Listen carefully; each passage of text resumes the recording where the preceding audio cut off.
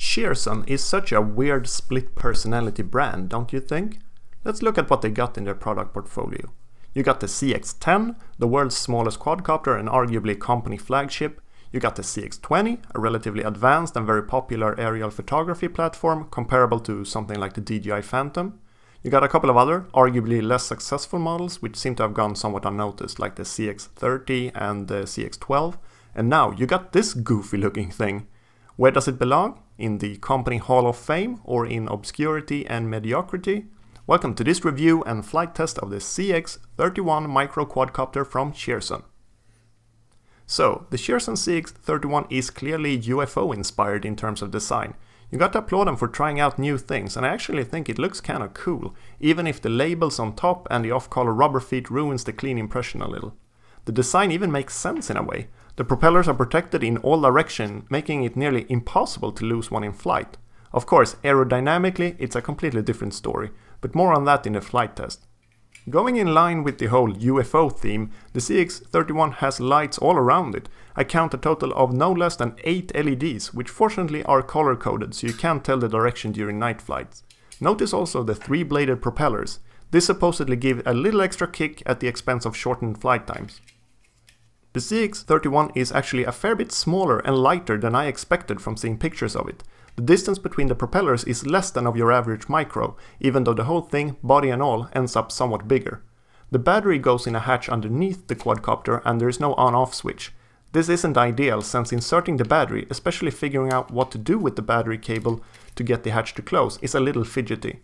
The battery is a whopping 500 mAh but still only provides 6 minutes of flight, which I think says something about what strain the shape and weight puts on the motors. Charging takes around 75 to 90 minutes with the included USB charger. The Cheerson CX-31 is pretty scarce in terms of other included accessories. 2 replacement propellers, they must figure you lose fewer with such a protective body. A short but sweet instruction manual and 2 screwdrivers, one for the quad and one for the transmitter.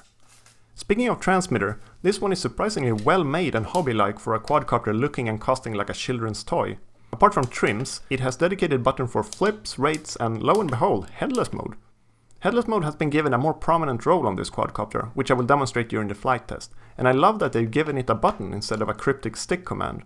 Overall, I must say the transmitter is pretty nice. I just wish it could be used with other quadcopters.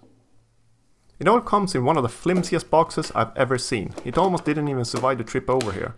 This doesn't matter much, except you have to find another way to carry your CX-31 around if you want to take it out of the house. But then again, I would say it's primarily an indoor flyer anyway. Let's now move on to the flight footage, before it's time to sum up and give a verdict.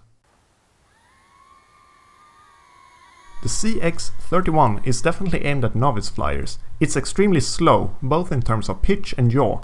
Even though there are 3 rates, there isn't much difference between them. The yaw I didn't notice changing at all. And even on the highest rates, it's only about as fast as the lowest rate would be on many other quadcopters. The beginner flight characteristics goes very well with the design of the quadcopter since, as I mentioned, you can hit floor, ceiling or walls in almost any manner without disturbing the propellers. To me, this speaks of a clear line of thinking. Cheerson hasn't tried to do a catch-all machine, but rather something that does one thing and one thing only, and in and of itself, it does this well. Speaking about design, let's get back to the alien look of this thing. The sheer strangeness of the design carries over into the air, and it's easy to forget that under the hood you're just flying another quadcopter, a feeling enhanced by the fact that the props become virtually invisible spinning, giving the impression the craft is propelled by some alien technology. But the whole UFO theme actually goes beyond the look. What does a UFO do? Except for abduct people?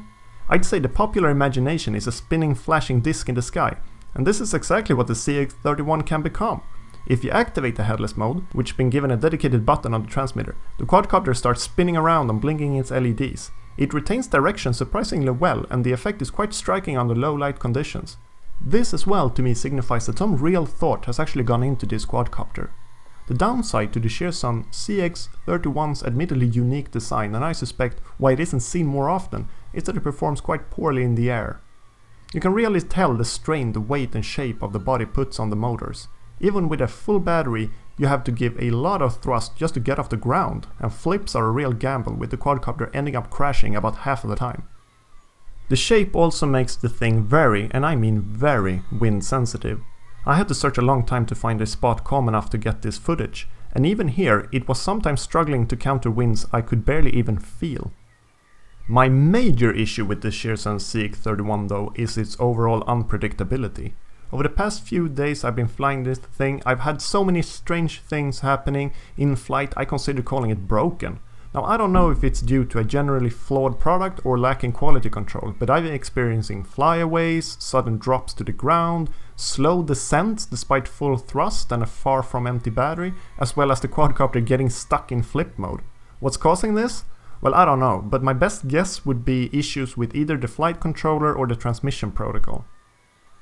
In summation, the Cheerson CX-31 is a thought-through product that would have been suitable for beginners or younger flyers, preferably for indoor use. Except, it's basically broken. At least mine is. And I can't recommend it to anyone. I feel kinda like a teacher who has to rate an ambitious student who doesn't show up for class. Potential doesn't matter if you don't deliver on the assignments. Thanks for watching. Please like, subscribe, and if you have any corrections or suggestions for other exciting new multi-rotors for me to review, leave a comment below. See you soon in another review. Bye!